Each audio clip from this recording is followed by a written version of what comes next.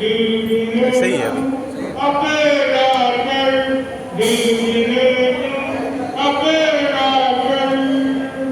जो अपने को पहचानेगा उसकी मौत डरेगी। कुछ नहीं पाए सब कुछ मिलता कर्म काट सकते। कमल अनंत उज्ज्वल होकर तेरा मंगल दीने तुम अकेला कर दीने तुम अकेला कर आया तेरा जाए अकेला कोई न सकता साथ न करना धन धन जीवन कल कल गोरा हाथी अनुभव कर ले अकेले रखता मन कंधे पर कर दीने तुम अकेला कर दीने तुम अकेला कर जिंदगी कमर तना मन कर दीने तुम अकेला कर साक्षी चिंता बड़ गहराए सदा चला कर दीने तुम अकेला कर दीने तुम अकेला कर। अपने बात को देखिए माँ शक्ति द्रौपदी की बात जब द्रौपदी का जी कितने बहुत नाम का जी होता है नाम की एक संतोष जिसके बाद समझ का काटना था करना संभव हो जाता जब ये बात पूरे गाँव में भेज जाती ब्राह्मणों की कथा चलता है जो उनके पति में जब उनका पति घर पे आकर पूछता है क्या तुमने ना मुनिषी को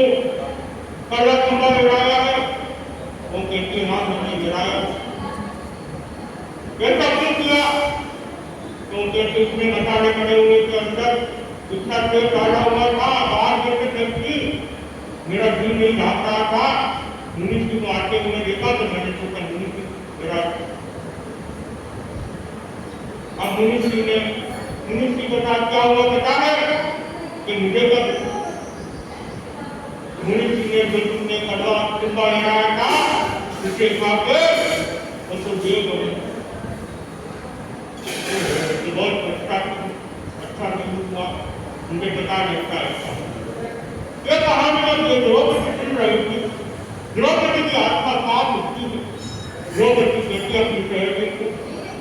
मैं इतनी पापी हूँ एक संता को मैंने मार दिया कटा खंबा लगा दिया संता ने तो मुझे साफ दिया होगा बदुआएं नहीं होगी कितने बच्चे बच्चे बोले होंगे तो सहेलियां कहती ऐसा कुछ नहीं हुआ संतों ने तो बहुत संतावाद से उसको खाते उन्होंने अनशन प्रयास कर उन्हें नाटक बड़ा वचन बोला तुम्हारे लिए नाटक साफ किया वो तो संता भाव के तक नहीं कर फिर भी द्रौपदी के मैंने इतना बड़ा पाप किया उनका दंड अवश्य मुझे मिलना चाहिए तो उनकी सहेलियां कहती है उसको कभी कहानी खत्म नहीं हुई है अभी तो आगे हो रहे हाँ हाँ मुझे तो ऐसे काम करने से तो बुरा नहीं होगा अच्छा कहा से होगा मेरे लिए आगे क्या हुआ बताओ सहेलियां कहती है सुनो आगे जब तुम्हारे बच्चे को ये बात पता करी कि तुमने कड़वा खंबा गिराया है और बच्चे गांव में जाते तुम्हारे दोनों बेटे गांव में जाते सब लोग उनके ऊपर घूमते उसको ऐसे उन्हीं के नजर से देखते कि ये हत्यारा है इसकी बच्ची हत्यारी है देखो इस को मार जानबूझ के शब्दों को हत्या कर दी ये बात अब गांव में आते जाते सब कोई गांव में गुजरते तीनों भाई तो तीनों की बात सुननी पड़ती अब बच्चे बहू ने घर से बाहर निकलना बंद हो गया, क्योंकि घर से बाहर निकल गई लोग गुरु करने लग जाते थे। तो तीनों भाई बहन निर्णय लेते हैं, देखो हमारे पिताजी का इतना नाम था गांव में, और उसके बाद हमारा भी इतना नाम था इस गांव में, आज ये लड़की हमें मूर्खा दिखना पड़ रहा है, सब कर्म से दुख रहा है, हम इस कर्मता को घूम नहीं सकते, घर से बाहर जा नहीं सकते। दोनों भैया को पूछते, भैया अब क्या करना है? तो बड़ा भाई बच्चा मैंने एक निर्णय किया है कि मैं अपनी पत्नी को छोड़ दूंगा, इस घर से बाहर निकाल। अब वो घर जाता अपनी पत्नी को घर से बाहर निकाल देता। ऐसी बाकी पत्नी मुझे नहीं चाहिए, मैं तुम्हारा त्याग करता हूँ, तुम निकलो हमारे, तुम्हारे जैसे हमारी प्रतिष्ठा के काम कर गया है, हमें लोग आते जाते बुरी नजर से देखते हैं, ऐसी पत्नी मुझे नहीं चाहिए। ब्राह्मण नाथ को घर से निकाल, अब नाथ की गांव में घूमती रहने के लिए जगह नहीं, तो वहां पर कोई तो उसे टक्कर मारता, कोई तो गाड़ी कदम करता, कोई बुरी नजर से उसे देखता। अब घूमते गांव में उसे बहुत सारे रोग हो जाते, और लोग इस योजना को देखकर अब वो सोचती है, अब मैं गांव में रहने से कागज, अब मुझे यहाँ कोई उज्जैन नहीं देखता, कोई मुझे पूछता नहीं है, रोटी भी नहीं देखता, मैं कहीं दूसरी जगह चला कभी जाऊँ कि वहाँ कम से कम रोटी मिल जाए, मेरा उपचार हो जाए मेरे लोगों का, तो जंगल की ओर बढ़ता है। अब भयंकर रोग, इतने सारे लोग थे, उसकी कोई गिनती नहीं थी, पूरे खेती में लोग भर चुके थे। इतने सारे लोग होने के बाद वो तड़प रही थी, अकेली थी, कोई आस पास में नहीं, उसे संभालने वाला, उसे पूछने वाला, तड़प तो अपने देह को त्याग देती, सबकी नाती में जन्म दिया। अब नाती का आयुष्य पूरा करके प्रियंक को जन्म देती है वापस। अब इसका क्रम बन जाता है, प्रियंक के नाती से प्रियंक, प्रियंक के नाती से प्रियंक, एक लंबे समय तक इसकी कितने दो हो जाते, प्रियंक नाती करते हैं, थोड़े से कर्म हटके होते, एक देव के आ जाते, वापस पुत्री के रूप में जन्म देव के एक पुत्री नहीं, लंबा समय हो चुका था शादी के, एक पुत्री का जन्म होता है, और माँ बाप बहुत खुश हो जाते हैं कि लंबे समय के बाद हमारे यहाँ एक पुत्री का जन्म हुआ, और उस पुत्री का जन्म बहुत अच्छे से उसका मनाया जाता है, जन्मोत्सव मनाया जाता है उसका, क्योंकि बहुत साल बाद होता है, कोई लड़का नहीं मिलता, तो पुत्री का ही जन्मोत्सव मनाया जाता है, और उसे बहुत रात के बड़ा किया जाता है, बहुत रात के उसे बड़ा करते, और यौवन की अवस्था आ जाती है, जब लड़की बड़ी हो जाती है, तो माँ बाप को चिंता होने लग जाती है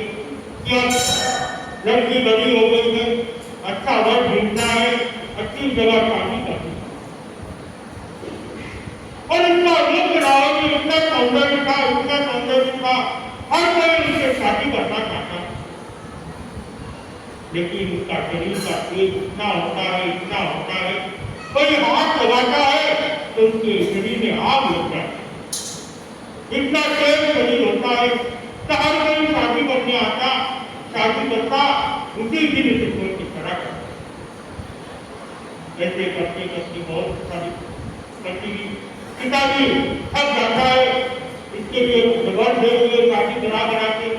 जो भी शादी करता है पहले तो नहीं छोड़ के चले जाता है। जब गठबंधन होता है, गठबंधन के आगे से हाथ पकड़ा जाता है, हाथ पकड़ के उनके करण करता है कि इसका शरीर तो हाथ में जल रहा है, इसके पीछे हल्दी भेज के राख नहीं हो जाए, हमें मौत के मुंह नहीं उतरना है, तो उसी रात से छोड़ के चले जाए।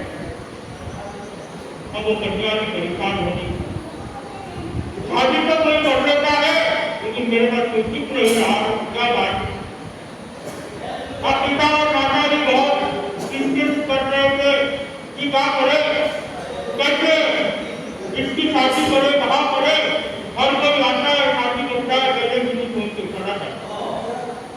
ये भी का मित्र आता है, जैसे गाँव में आया हुआ रहता है, मित्र से मिलता है कि बहुत दिन हो गए मित्र से मिलते, और मित्र उस कन्या को देखता है। इसके मन में भावना जगती है, मेरा भी पुत्र है, उसकी भी शादी कर देंगे, क्यों नहीं। लड़की सुंदर है, सुशील है, ज्यादा पैसा का परिवार है, यहाँ हो जाए तो निश्चित हो जाएंगे। तो बातों बातों में मित्र स्वयं को कहता है, देखो मेरा बेटा जवान है, मैं कन्या ढूंढ रहा हूँ, अच्छी कन्या मिल नहीं रही। अब देव सोचता है कि इसे इसका परिवार देखने का जरूरी नहीं थी, ये तो मेरा मित्र का कन्या, अगर इसके यहाँ मेरी बेटी की शादी हो जाए तो मेरी बेटी का कोई घर नहीं बच जाएगा। एक दिन के इसके मन में आता है, तो अपनी बेटी को कहता है चाय बना के लेके आ जाओ, तो चाय बना के लाती। चाय पीने के बाद फिर कहता है उसके मित्र को, देखो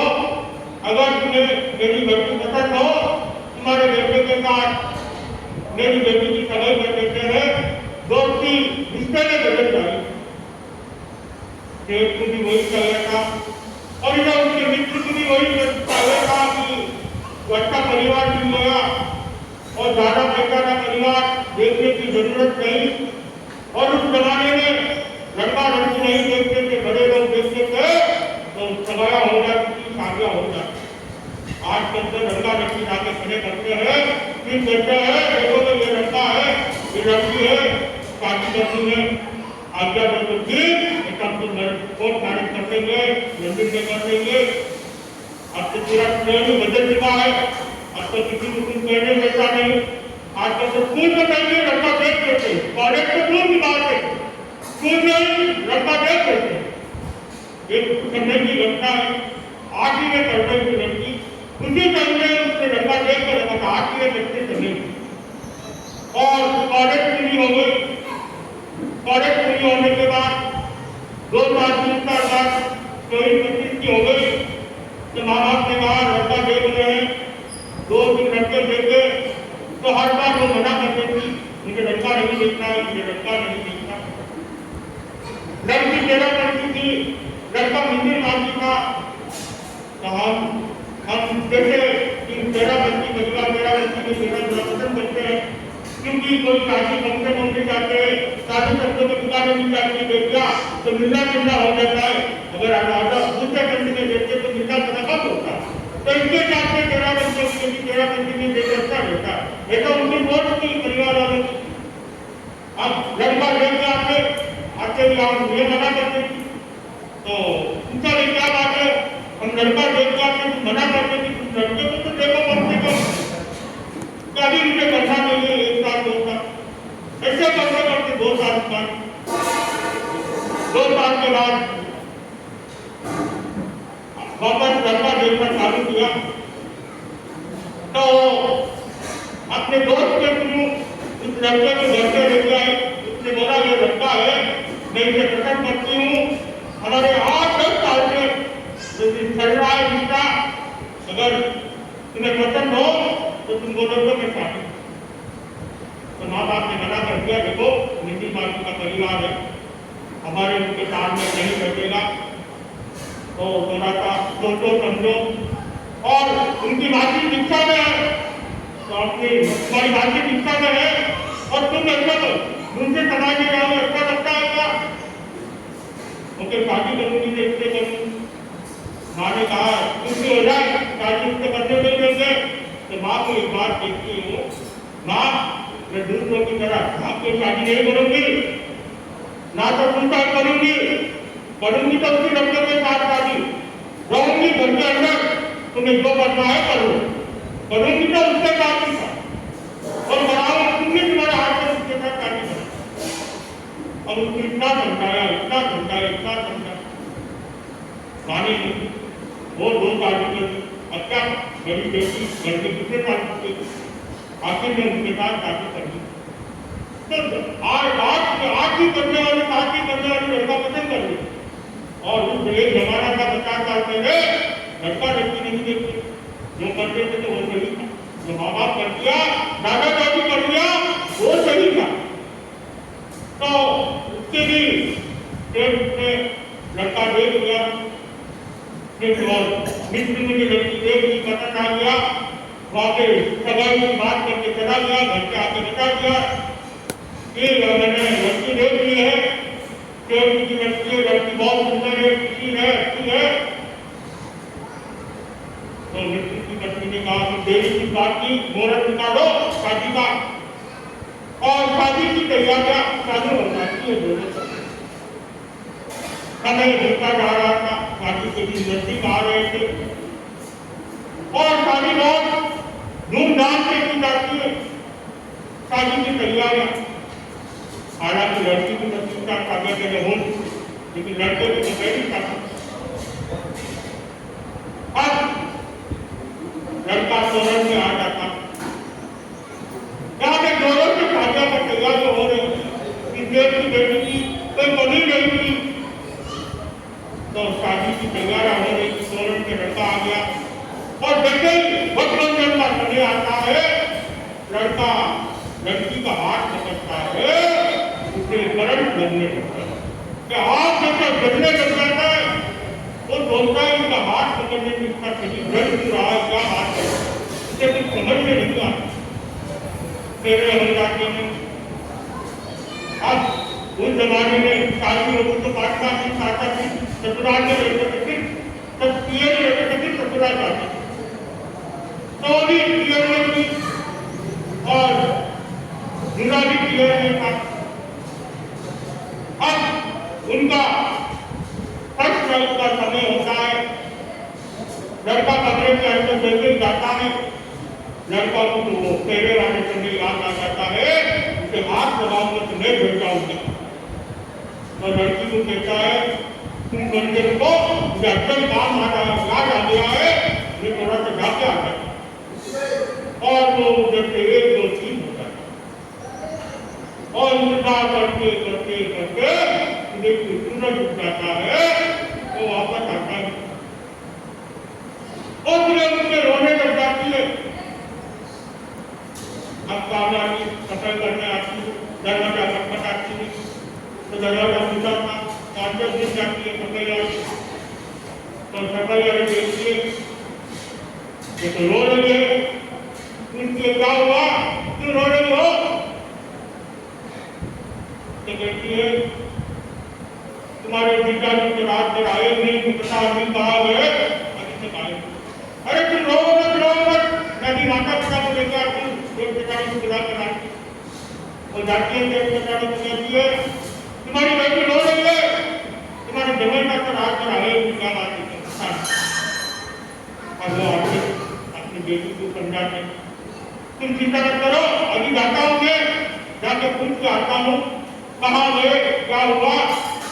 मेरे बेटी को अभी जाके पूछ के आता हूँ। अब हम आगे सुनेंगे कि कैसे मिट्टी से बात करते हैं, मिट्टी का जवाब देता है और कैसे उनकी शादी आगे बढ़ती है, इसी के साथ